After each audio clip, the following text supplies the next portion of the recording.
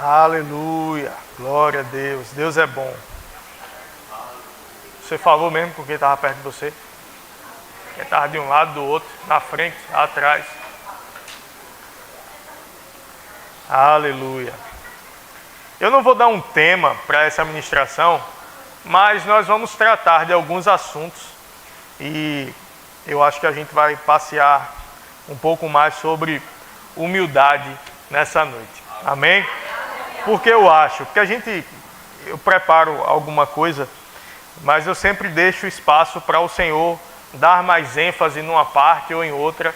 Às vezes eu tenho muito claro aquilo que Ele vai tratar, mas algumas vezes existe um espaço para dar mais ênfase em alguma parte específica e vai ser bênção, você vai ser edificado pela palavra. Eu te convido a abrir tua Bíblia lá em Mateus, no capítulo 20. Também no versículo 20. Mateus 20, 20. Mateus, o primeiro livro do Novo Testamento.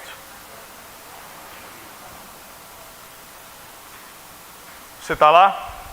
A gente vai ler na versão NVI, que está projetada nos telões. E diz assim: Então aproximou-se de Jesus a mãe dos filhos de Zebedeu com os seus filhos e, prostrando-se, fez-lhe um pedido. O que você quer? Ele perguntou.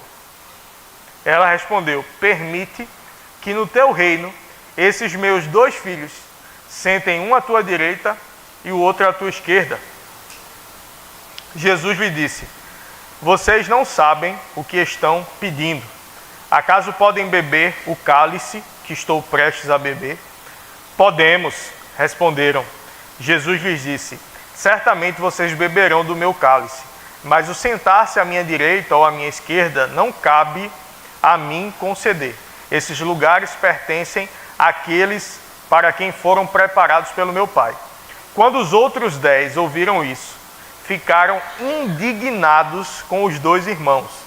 Jesus os chamou e disse: vocês sabem que os governantes das nações as dominam e as pessoas importantes exercem a autoridade sobre elas.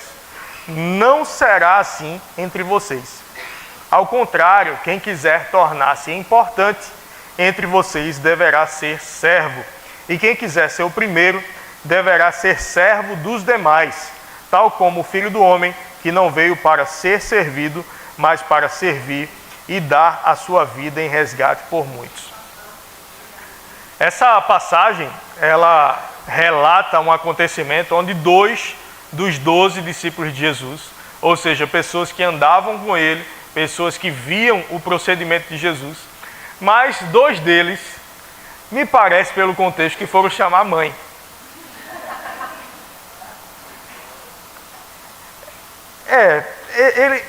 Eles vieram com a mãe, na verdade dá a entender que a mãe vem trazendo eles. Então, eles parecem ter ido chamar a mãe. E a mãe chega, se prostra diante de Jesus, e aí Jesus, bem direto, diz: o que você quer? Jesus já sabe o coração, Jesus já sabe o que as pessoas vão pedir, já sabe o que as pessoas vão falar. Diz: olha, Senhor, concede que no teu reino, os meus meninos aqui, eles sentem um à tua direita e o outro à tua esquerda. Ou seja, o Senhor está trabalhando aqui, muito humilde e tudo, mas eu sei que vai chegar um momento que o Senhor vai reinar. Eu sei que vai chegar um momento que o Senhor vai estar num trono, um grande trono, com muita autoridade, com um poder diferente. A gente não vai ver o Senhor vestido com essas roupas, o Senhor vai estar em outra posição. E aí esses meninos que estão sofrendo hoje com o Senhor, aí eu imagino que o Senhor vai colocar eles numa posição boa também, né? Tem 12 aí, mas eu queria pedir o seguinte ao Senhor: os meus 2 meninos, bota numa posição diferente dos outros 10, porque eles são uns queridinhos. É porque o Senhor não conheceu eles pequenos. É porque o Senhor não viu eles pequenos. Olha, dê um lugar especial para eles. Aí Jesus diz: vocês não sabem o que estão pedindo. Vocês estão prontos para beber do cálice que eu vou beber? Ou seja, vocês estão prontos para passar pelo que eu vou passar? Vocês querem uma posição de honra, mas vocês não querem uma posição de sofrimento que vai me preparar para a posição de honra. Vocês estão prontos para isso? E aí Jesus continua, daqui a pouco, os outros ficaram bravos. Rapaz, tu foi chamar tua mãe, macho. A Bíblia diz que eles se indignaram. Tu foi chamar tua mãe para sentar melhor no reino? Não tem vergonha não. Tu é pai de pet. E eles bravos ali. Esse é assunto para o culto de homens. A gente vai ter culto de homens esse mês. Aleluia. E eles bravos com aquela situação. Jesus chama eles e diz: ei, aqui é diferente do mundo. No mundo as pessoas buscam posição. E quem tem uma posição maior domina sobre quem tem uma posição menor. Mas no reino é diferente. Quem quiser se destacar tem que servir. E quem quiser ser o maior, esse tem que servir mais ainda. Esse tem que servir a todo mundo. E eu quero nessa noite refletir com você sobre o nosso papel no reino de Deus. Nós fomos resgatados, tirados de um charco de lama, de um lugar de pecado, de um lugar onde nós não merecíamos amor, de um lugar onde nós não merecíamos perdão. E você pode dizer: mas eu sou tão bonzinho, mas não merecia perdão. Não, mas eu nunca matei ninguém, eu nunca roubei ninguém, mas você nunca fez o suficiente para ir para o céu. Você nunca fez o suficiente para ser justo diante de Deus. O que justificou a mim e a você foi nós recebermos a Jesus como Senhor das nossas vidas. Nós crermos no sacrifício dele, nos justificou. O seu sangue nos lavou, nos comprou e nos colocou em uma outra posição. E nessa posição no reino de Deus, nós temos acesso à sua graça. Nós recebemos a salvação pela fé, ela vem de graça e nós acessamos pela fé. E a graça nos disponibiliza uma vida abundante, uma vida próspera, uma vida de sucesso, onde tudo que a gente colocar a mão vai dar certo, onde tudo que a gente colocar os pés a gente vai possuir. A gente foi chamado para expandir o reino de Deus por onde nós passarmos, mudarmos a realidade das coisas. Nós fomos chamados e colocados em uma posição de reis e sacerdotes. Quem é o rei? O rei, ele exerce domínio, ele exerce autoridade. Quem é o sacerdote? O sacerdote é o que representa Deus para as pessoas. Então nós representamos Deus no mundo. Mas só que Deus nos deu o exemplo de como é representar Deus no mundo quando ele enviou o seu filho, que era Deus, mas não tomou por usurpação o ser igual a Deus. Ou seja, ele sendo Deus, ele não agiu na terra com a sua majestade. E eu te convido a abrir tua Bíblia lá em Filipenses, no capítulo 2, versículo 3, onde o apóstolo Paulo vai falar um pouco sobre isso também. No versículo 3 vai dizer: nada façam por ambição egoísta ou por vaidade, mas humildemente considerem os outros superiores a vocês mesmos, cuidando cada um não somente dos próprios interesses, mas também dos interesses dos outros. Seja o modo de pensar de vocês o mesmo de Cristo Jesus, que apesar de ser Deus, não considerou que a sua igualdade com Deus era algo que deveria ser usado como vantagem. Antes, esvaziou a si mesmo, assumindo a forma de servo, tornando-se semelhante aos homens, sendo encontrado em figura humana. Humilhou-se e foi obediente até a morte e morte de cruz. Outro dia eu ouvi um pastor falar que todo mundo diz que é servo, até ser tratado como um. Não, porque eu sou servo, eu estou aqui na igreja é para servir. Olha, pega tal coisa para mim lá atrás. O pastor está pensando que eu sou o quê? Meu líder está pensando que eu sou o quê? Porque ele não foi lá pegar. Eu? Sabe que eu sou lá fora? Sabe na minha empresa que eu sou o empresário, eu sou o dono, eu sou o chefe? Sabe que eu sou o coronel? Sabe que eu sou general lá? Sabe que eu sou gerente? Ei, sabe que Jesus é Deus? E ele não julgou como usurpação o ser igual a Deus, mas ele a si mesmo se esvaziou, sendo reconhecido em figura humana. Sabe quando nós dizemos que nós somos a coroa da criação? Nós somos a melhor criação de Deus sobre a terra, que Deus criou tudo na terra e nos colocou aqui para dominarmos sobre tudo.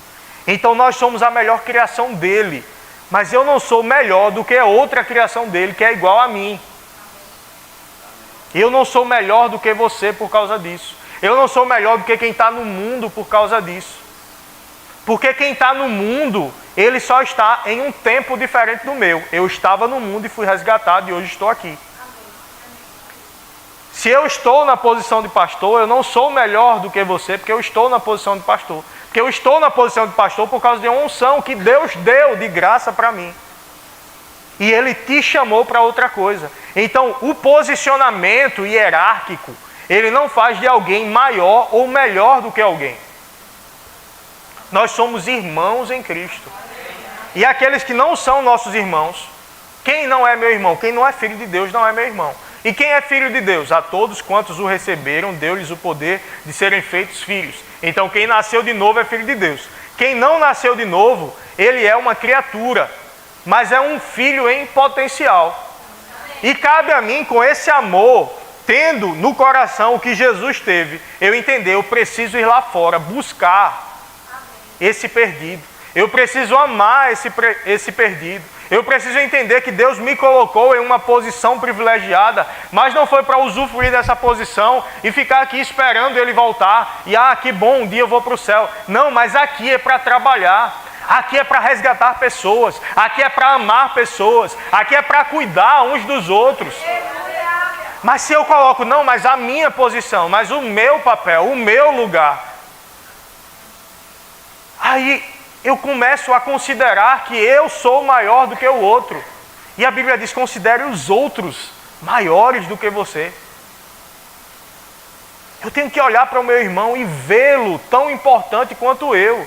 E ver nele as características que faltam em mim. Procurar nele essas características, coisas onde ele é melhor do que eu. E valorizar isso. Naquilo que ele não é melhor, chegar para ajudá-lo, para levantá-lo, para dar suporte. A Bíblia diz, suportando-vos uns aos outros em amor. Esse suportar não é aguentar o outro em amor, não. É dar suporte ao outro. É colocar o ombro para o outro subir. Ei, sobe aqui. Eu vou te ajudar. Se você vê alguém hoje, se hoje eu tenho uma visão, se o Senhor me deu uma visão, se nós estamos crescendo como igreja, é porque eu estou sentado sobre ombros de grandes homens de Deus que vieram antes de mim. É porque passaram grandes homens de Deus por aqui, nessa igreja, nesse ministério, Verbo da Vida, e fora do Verbo da Vida também. Nós, como Verbo da Vida, não somos a melhor igreja do mundo, não. Tem muita igreja boa lá fora também. Porque às vezes até isso, não, porque a minha igreja, o meu ministério, sabe, eu amo estar fazendo parte desse ministério, dessa visão. Eu sou um admirador dessa visão. Eu comprei essa visão do Verbo da Vida. Mas sabe que principalmente eu comprei a visão do Senhor Jesus. E às vezes uma igreja, não, porque a minha igreja, não, eu vou procurar. Eu já estou pegando o número de alguns pastores e eu vou procurar pastores do Janga para fazermos eventos juntos. Se eles não quiserem, aí fica a critério deles. Mas eu acredito que alguns vão querer sim. Porque eu não estou crescendo o nome do Verbo da Vida, é o nome do Senhor Jesus. Mas e se converter 100 pessoas e forem para a igreja do fulano? Glória a Deus, é o reino que está crescendo. Se vier para cá, bênção. Se for para outra igreja, bênção. Aí eu ajudar o meu irmão, entender que o meu irmão é importante. Eu ser humilde, eu não me colocar nessa posição de que eu sou maior, de que eu quero uma função maior, de que eu quero uma função melhor. Sabe, se nós tivermos humildade, como Jesus teve, como Jesus ensinou. Jesus disse, olha, aprendam comigo que sou manso e humilde de coração. Às vezes a gente pensa que se alguém diz que é humilde, ele já não é humilde, né? Mas a gente precisa se espelhar em Jesus. A gente precisa olhar para Jesus e a gente precisa fazer as coisas que Jesus fez.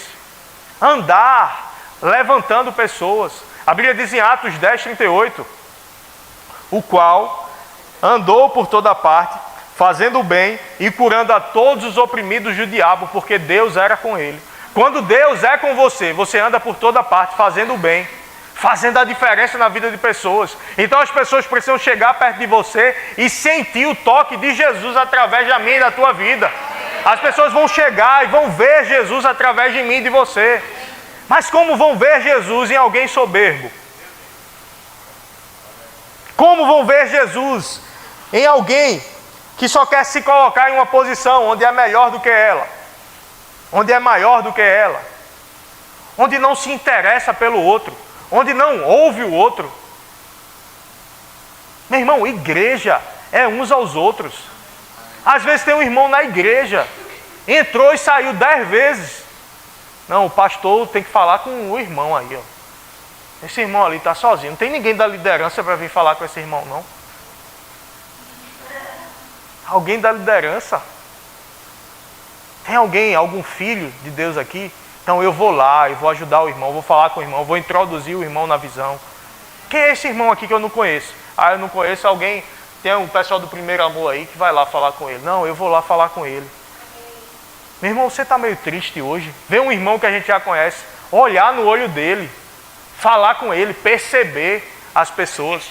Mas a gente tem uma tendência da gente só querer ser ouvido, a gente nem ouvir. A gente chega aí, meu irmão, tudo na paz? E aí, pastor, o senhor está bem? Oxê. O senhor está bem, pastor? Ia dizer que sim, né? Glória a Deus. Sabe que a gente pergunta se está tudo bem e não quer nem saber se está tudo bem?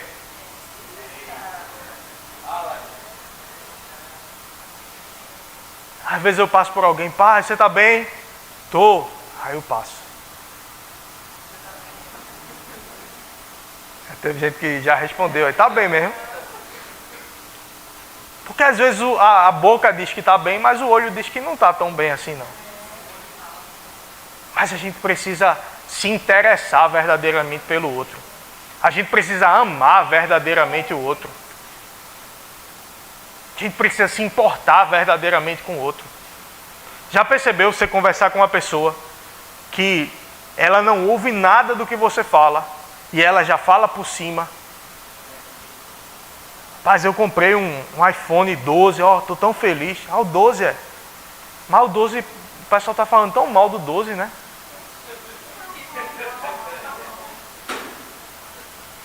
É. A pessoa financiou em 46 vezes. Aí vai dizer pro irmão, irmão, mas o pessoal tá falando tão mal, né? A bateria dele é tão ruim, né? Eu comprei um 13 para mim. Ah, tá bom. Rapaz, eu sofri um acidente de carro, vice. Sério, acidente. Aí o outro, eu também, vice. Eu sofri, o meu carro ainda capotou. Eu voei pela janela, tava sem cinto. Meu irmão, ouve do acidente do outro primeiro. Chora com o acidente do outro primeiro. Depois tu conta o teu. Ninguém quer disputar acidente aqui não, né? Mas tem gente que até o ruim dele é melhor do que o ruim do outro. Ele quer ganhar até no que é ruim.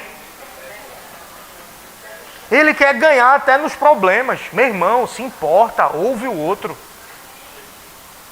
Está faltando gente para ouvir. E está sobrando gente para falar. Tiago fala, olha, seja pronto para ouvir e tardio para falar. Às vezes eu até pela função também de pastor, eu acabo falando bastante, né? Sou treinado para falar, as pessoas gostam de ouvir também. A gente vai, né, sentar para conversar e as pessoas, pastor, isso e aquilo, então eu acabo falando muito.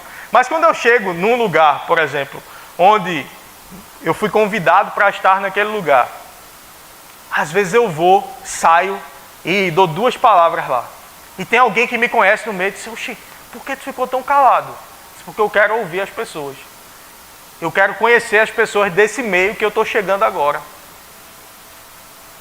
Eu quero saber delas. Não precisa ter pressa para falar, mas tenha interesse para ouvir.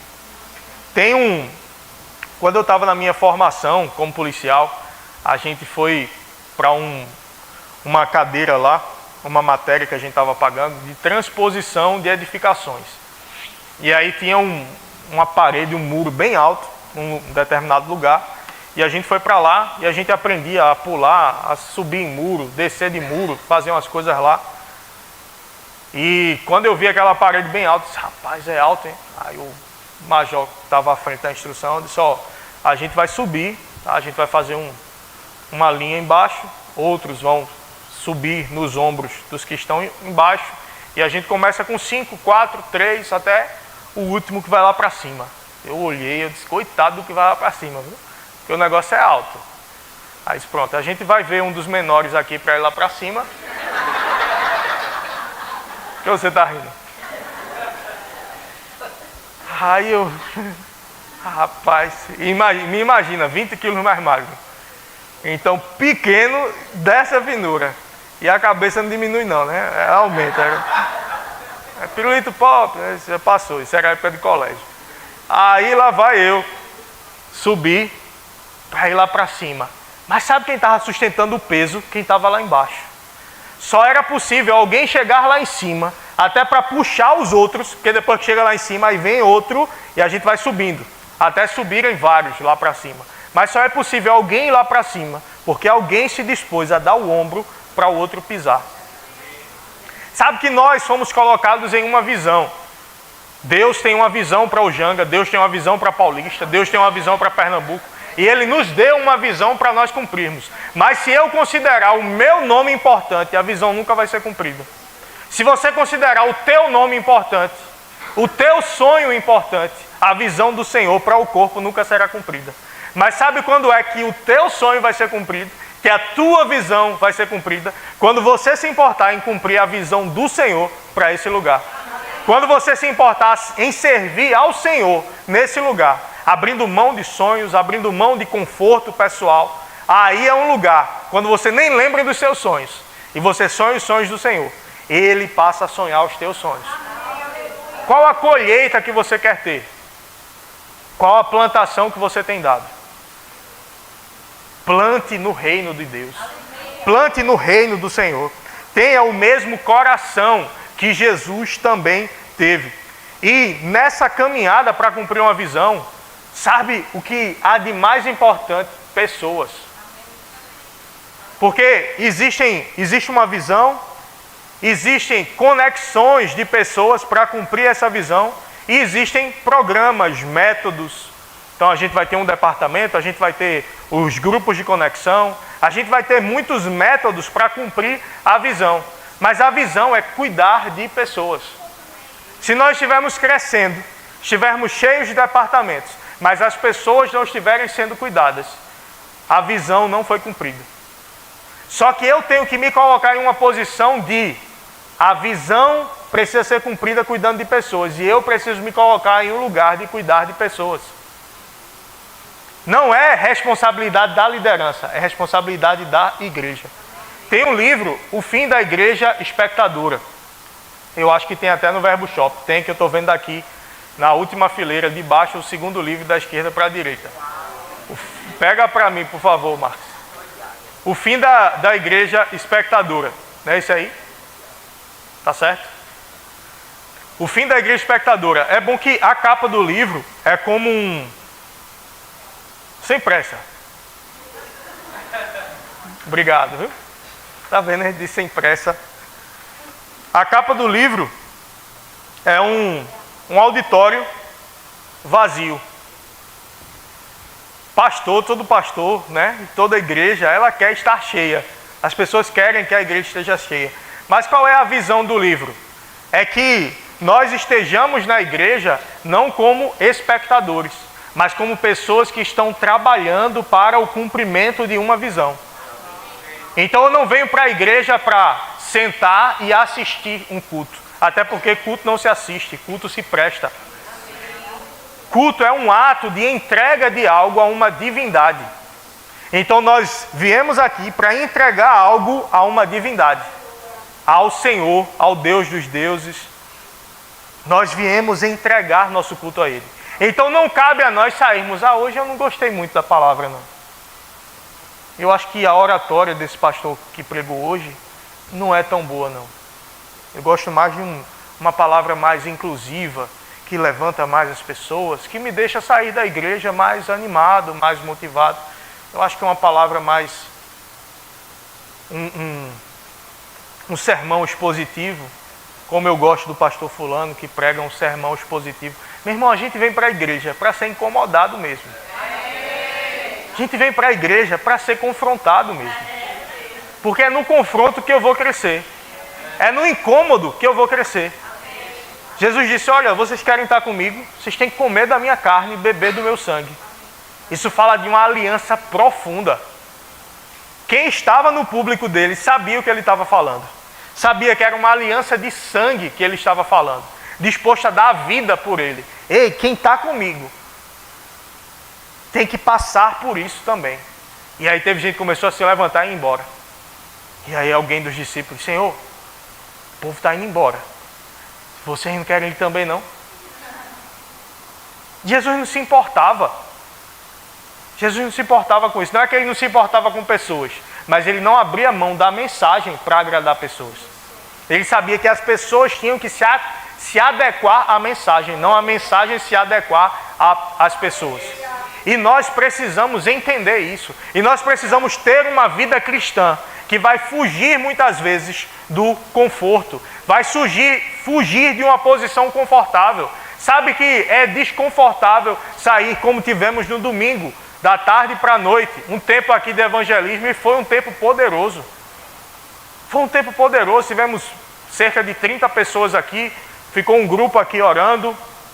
Um grupo foi à praia. Outro grupo ficou no sinal. E a gente lá, pregando Jesus para as pessoas. E pessoas nasceram de novo nesse dia. Pessoas entregaram sua vida ao Senhor Jesus. Durante o carnaval, talvez alguém foi para ir olhar a festa do carnaval. Chegou lá, Guilherme, deixa eu dar um abraço. Posso te dar um abraço? Eu não ia dizer que não, né? E aí, o irmão ganhou um abraço. E aí, abriu espaço para o abraço, abriu espaço para uma palavra. E no final, uma pergunta: quer receber Jesus como Senhor da tua vida? Quero. 3 crianças. A Laúça quer dinheiro, quem não dá é pirangueiro. Eu disse, vem cá vocês. Posso falar de Jesus para vocês? No final eu disse, me dá essa tua roupa. Eu faço o seguinte contigo ainda, eu compro a tua roupa. Tá aí os fiapos da roupa aí, daquela roupa de Laúça. Jogou fora, né? Ainda bem, senão eu ia reclamar que eu não tinha jogado. E aí orei por eles, receberam Jesus. Demos alimentos a eles. Às vezes a gente vê alguém, lá, está repreendido. Está repreendido não, vá lá orar por ele. Está repreendido não, vá lá mostrar o amor de Jesus por ele. Mas às vezes a gente é muito importante para isso. Vou falar com alguém que eu nem conheço. Eu vou receber um não. Passou 2 rapazes aqui na frente. Posso dar um abraço em você? Não. Aí o outro que estava junto dele, posso dar um abraço em você? Ele, não. Eu digo, tudo bem. Muita gente passou aqui na frente, a gente com placas. Estamos orando por você. Muita gente passava buzinando, muita gente nos ônibus. Ei, Jesus é o caminho, Jesus é a verdade, Jesus é a vida. Mas sabe que se você tiver a sua vida como preciosa, você não vai fazer isso. Por isso eu aproveito esta ministração para fazer uma conclamação a você. Participe dos evangelismos da tua igreja. Ame o perdido. Ame quem não tem Jesus. Às vezes é importante para a gente receber um não desse. Às vezes é importante para a gente ser insultado na rua, pregando Jesus, mostrando que a gente ama Jesus para as pessoas. E às vezes numa situação como essa, a pessoa te deu um não. Tem uma história que o pastor Humberto costuma contar, de um casal que estava em uma outra cidade, não era a cidade deles, e chegou uma pessoa para eles e disse, eu posso orar por vocês? E aí o homem do casal, ele virou para a pessoa e disse: olha, eu vou deixar você orar pela gente. A gente não é daqui não, a gente é de fora. Mas você já é a terceira pessoa que vem aqui pedindo para orar pela gente. A primeira eu disse que não. A segunda eu disse que não também. Mas como já é a terceira pessoa que chega aqui, eu acho que talvez esse Deus aí que tu prega tenha alguma coisa aí com a gente. E aí ele orou por eles. E o resultado da oração? Não sei. Eu sei que foi permitido que ele orasse pelo casal. Mas a primeira pessoa, ela não sabe disso. Mas ela recebeu um não. A segunda pessoa também não sabe disso. Mas ela recebeu um não. Então não é o resultado. Não é porque você recebeu um sim ou porque você recebeu um não. Às vezes o não que você recebeu é o caminho para um sim que a pessoa vai dar a Jesus. Então nós precisamos ser fiéis ao que Deus nos chamou para fazer. Nós precisamos amar pessoas, levantar pessoas. Teve alguém que se converteu recentemente num dos evangelismos que nós fizemos. E ele tinha uma vida ministerial importante em uma igreja, se afastou, entrou no caminho das drogas e estava nas drogas, mas Jesus o encontrou através de nós. E parecia alguém que você não daria muita coisa por ele, pela história dele. Mas foi alguém que já teve uma vida próspera, financeiramente, profissionalmente e ministerialmente, numa igreja. Mas estava perdido nas drogas. Mas Jesus o encontrou através de um evangelismo da nossa igreja. E uma pessoa dessa, ela tem mais facilidade para chegar em alguém drogado do que eu. Por quê? Porque ele conhece a realidade. Porque ele conhece o que eles passam, o que eles sofrem. Invista em pessoas, acredite em pessoas, ame pessoas, levante pessoas. O apóstolo Paulo, ele, nas suas cartas, ele menciona algumas pessoas que foram importantes para ele. Lá em 2 Timóteo 4,11 ele diz: somente Lucas está comigo, traga Marcos com você, porque ele me foi útil para o ministério. Aqui o apóstolo Paulo está falando que Marcos foi útil para ele no ministério. Mas lá em Atos 13, a gente vai ver que Marcos era um jovem e em uma das missões evangelísticas, Marcos abandonou Paulo. Ele voltou. Mas mais para frente, Paulo e Barnabé andavam juntos e aí Barnabé quer levar Marcos de novo. Marcos era primo de Barnabé. E aí Barnabé diz: olha, vamos levar Marcos. Aí Paulo diz: Marcos não. Marcos já deixou a gente na outra missão. Tu quer trazer ele para ele deixar a gente de novo? E os dois discutiram e se separaram, Paulo e Barnabé. Barnabé foi para um lado para levar Marcos e Paulo foi por outro lado com outros discípulos. Só que depois Marcos se provou fiel. Então ele errou, mas ele se arrependeu e se provou fiel. E no fim aqui, Paulo fala: traga Marcos com você, porque ele me é útil para o ministério. Aí lá em Marcos 11, 23 vai dizer: em verdade vos afirmo, que se alguém disser a este monte, ergue-te e lança-te no mar, e não duvidar no seu coração, mas crer que se fará o que diz, assim será com ele. Então a palavra da fé que nós temos hoje está escrita em Marcos. Marcos escreveu isso porque alguém não desistiu dele.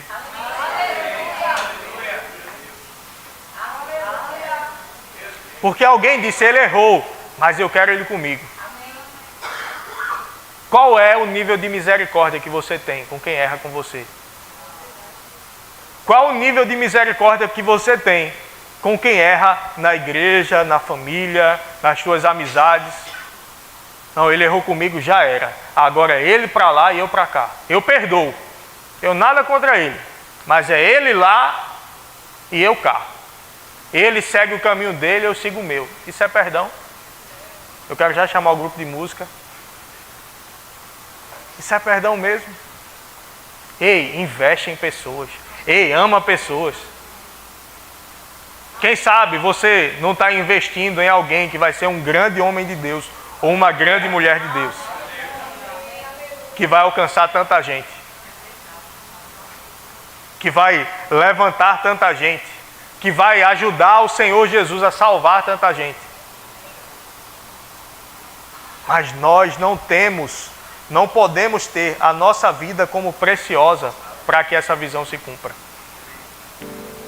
Esse é um chamado para a humildade e para o serviço ao Senhor. Para nós deixarmos de ser uma igreja espectadora, uma igreja consumidora. A gente está acostumado a, hoje está na internet, abrir a Shopee, o que é que eu quero? Aqui, peço, chega em casa. Vou numa loja, escolho o que eu quero, o que eu não quero, e a gente consome, está tudo bem, não tem problema. Mas nós não podemos vir para a igreja com a mentalidade consumidora. Eu tenho que vir para a igreja com a mentalidade de serviço, uma mentalidade servidora.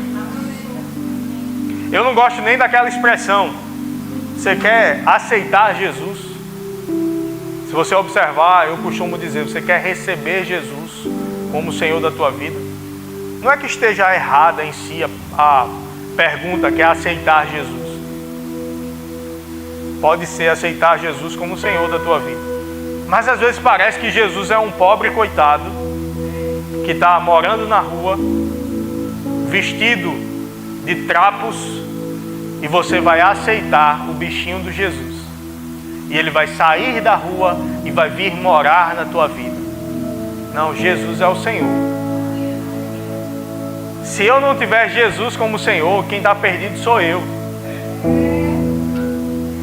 Agora ele é tão humilde que ele abriu mão dessa glória para vir em figura humana e me resgatar. Aí eu recebo esse sacrifício e me torno filho dele, mas filho que serve. Mentalidade de rei, para reinar em vida, mas coração de servo, para servir em vida. Ele foi obediente até a morte e morte de cruz, pelo que também Deus o exaltou soberanamente e lhe deu o nome que está acima de todo nome, perante o qual o nome de Jesus todo joelho se dobrará e toda língua confessará Jesus como Senhor. Nós não podemos viver em um clube social, deixando pessoas morrerem lá fora, sem nos importarmos com elas e sem nos importarmos com pessoas que estão do lado da gente. Eu creio em um tempo de igreja em que ninguém na igreja vai ficar desconectado. Me incomoda eu ver uma pessoa na igreja desconectada, ver uma pessoa na igreja sozinha.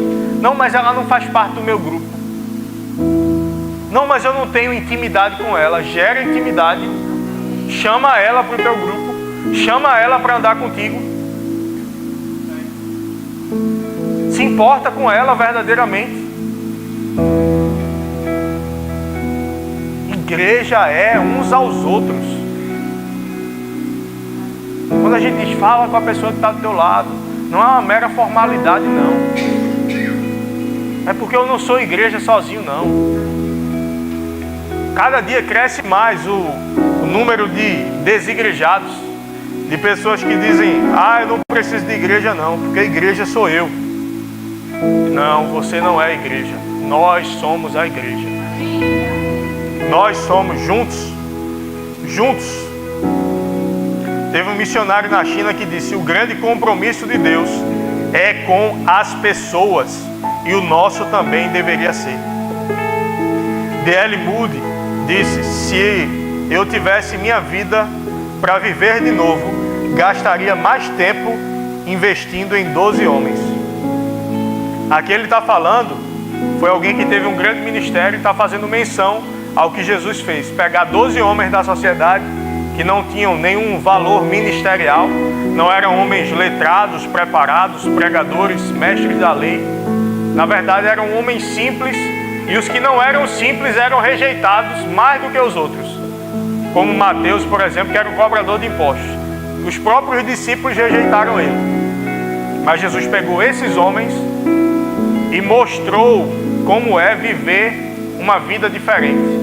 Mostrou o que é servir ao Senhor Deus. Davi, no Velho Testamento, pegou os homens, os valentes de Davi, ganhavam guerras com ele, faziam grandes coisas com ele, mas eram homens rejeitados da sociedade.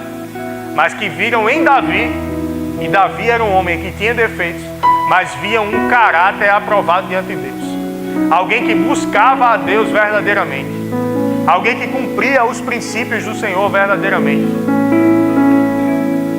Não deixe de amar pessoas, não deixe de cuidar de pessoas, não deixe de cuidar do teu irmão. Quando Caim matou Abel, e o Senhor vai perguntar a Caim por Abel, ele disse: acaso sou eu cuidador do meu irmão? Você é cuidador do seu irmão. Não terceirize a responsabilidade. Assuma a responsabilidade. Tire a responsabilidade só do pastor. Tire a responsabilidade só do líder. A Bíblia diz para carregar os fardos uns dos outros. Vamos ser corpo. Vamos ser família cada vez mais. Lá em Apocalipse, no capítulo 2,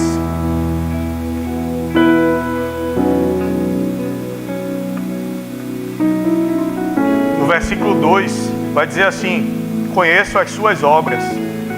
Isso aqui é ao anjo da igreja, ou seja, ao líder, ao pastor da igreja. Conheço as suas obras, o seu trabalho árduo e a sua perseverança. Sei que você não pode tolerar homens maus, que pôs à prova os que se dizem apóstolos, mas não são, e descobriu que eram impostores. Você tem perseverado e suportado sofrimentos por causa do meu nome e não tem desfalecido. Aí no próximo versículo ele vai dizer: no entanto, contra você tenho isso: você abandonou o seu primeiro amor. Portanto, lembre-se de onde você caiu, arrependa-se e faça as obras que praticava no princípio. Se não se arrepender, virei a você e tirarei o seu candelabro do lugar dele. Que ele está dizendo: olha, eu vou tirar essa posição que você está. Você tem perseverado, você tem sido fiel, você colocou à prova os falsos apóstolos aí, você tem suportado sofrimentos por causa do meu nome. Aí ele diz: mas eu tenho uma coisa contra você: você abandonou o seu primeiro amor. Aí eu quero trazer essa reflexão para nós hoje, não para trazer condenação sobre a tua vida, mas para trazer arrependimento a quem precisa de arrependimento. Como está o teu amor pelo Senhor e pelas coisas do Senhor?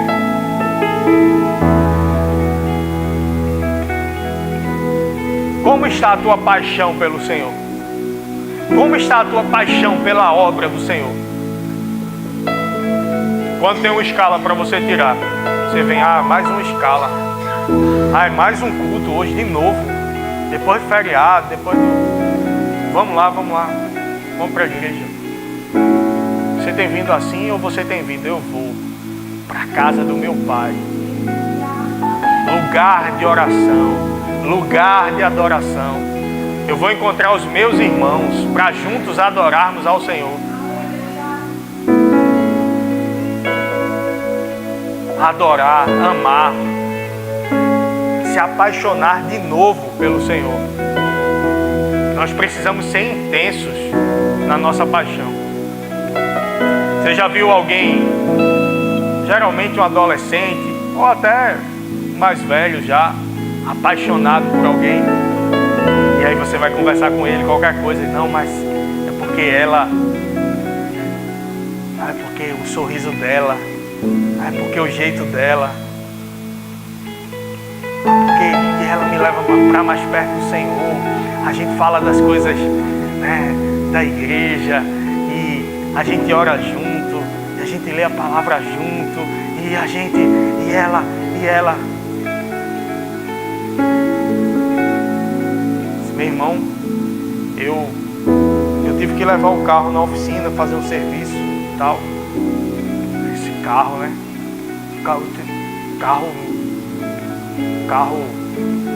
Teu carro tem um cheiro de...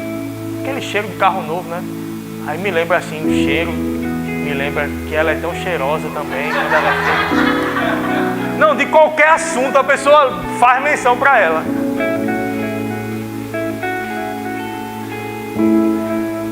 Não, porque o pneu do carro furou. Rapaz, eu dei uma furada porque era para eu chegar a tal hora e eu furei o compromisso com ela. Tudo é ela. Porque a pessoa está apaixonada. Tudo ela dá um jeito de pensar, de falar. Mas sabe que a gente precisa ser apaixonado pelo Senhor. Mais do que por qualquer coisa ou qualquer pessoa. Amar ao Senhor. E aí quem está perto de você não tem como não ouvir falar do Senhor. Por quê? Porque você ama Ele. Porque Ele é a coisa mais importante para a tua vida. Fazer a obra dele é o que há de mais importante.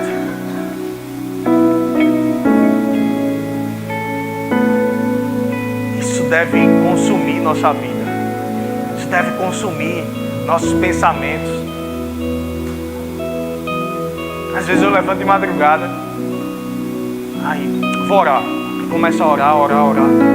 Aí começa a vir ideias para a igreja. Aí eu pego o iPad e anotar, tem que fazer isso, tem que fazer aquilo, tem que fazer aquilo. E fazer aquilo naquele departamento e isso. E a gente em casa conversando no almoço. Ai, Adriana, ó, amor, fazer isso. E fulana, e fulano, e Beltrano que não foi para a igreja esses dias. E aí tem um videozinho, a cabeça do pastor o dia todo. Fulano que não quer nada para a igreja. E fulano que faltou. Tem que visitar a Beltrana, tem que não sei o quê. Mas isso não é exclusivo do pastor, não. Claro que o pastor tem uma responsabilidade maior em relação a isso. Mas a nossa vida tem que ser, eu preciso cuidar do meu irmão. E fulano que eu não vi na igreja esses dias, eu vou ligar para ele, eu vou orar por ele. Ei, ora pelos teus irmãos, dedica tempo nisso. Nós fomos chamados para uma grande obra e ninguém pode ficar para trás. Quem sai junto, chega junto. Na tropa, quando a gente ia correr, a gente saía num grupo, 30, 40 homens para correr, a gente tinha um percurso e a gente falava, quem sai junto, chega junto. Quem sai junto, chega junto. Ninguém fica para trás. Se alguém cansar, o outro empurra. Empurra, dá força. Vai subir uma ladeira, tem um que está mais fraco, outros dois vai atrás empurrando. O que vai empurrar vai gastar mais energia para compensar a falta de energia do que está querendo parar. Mas ninguém para, ninguém fica para trás. Se for preciso, eu gasto mais energia para o outro não ficar para trás. Ei, gaste energia pelo outro. Ei, ama o outro. Ei, vai atrás do outro. Nós somos uma família. Nós somos uma família. Nós somos uma família. Aleluia. Aleluia. Te convido a ficar de pé.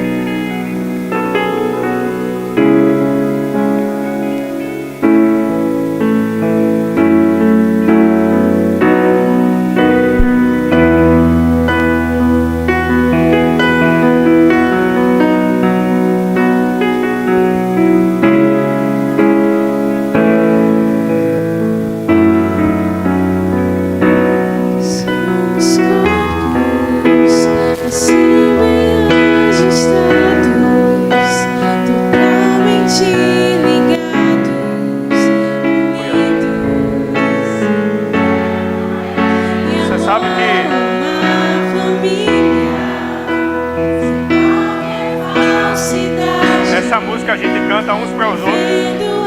Então eu te convido a sair do teu lugar nessa música e cumprimentar as pessoas. A glória do Senhor somos corpos, totalmente ligados, unidos, vivendo em amor.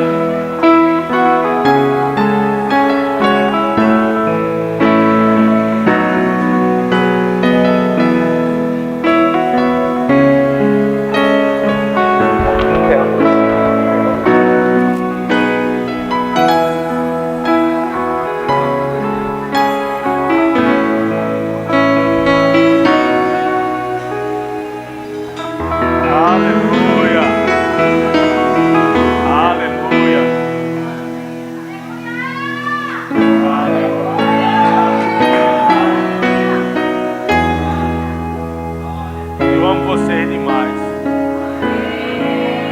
Que honra estar junto de vocês, fazendo o que o Senhor nos chamou para fazer.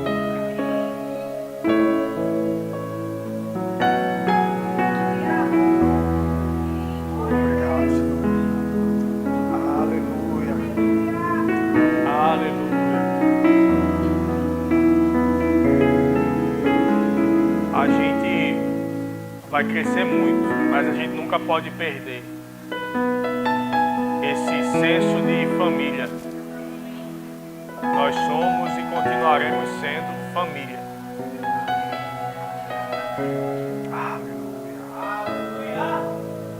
Aleluia. E eu quero perguntar se tem alguém no nosso meio que ainda não fez de Jesus o Senhor da sua vida e quer tomar essa decisão nessa noite. Você precisa do Senhor. E Ele quer você. Tem alguém no nosso meio? Levanta a tua mão para a gente orar com você, celebrar a tua decisão, a tua nova vida em Deus.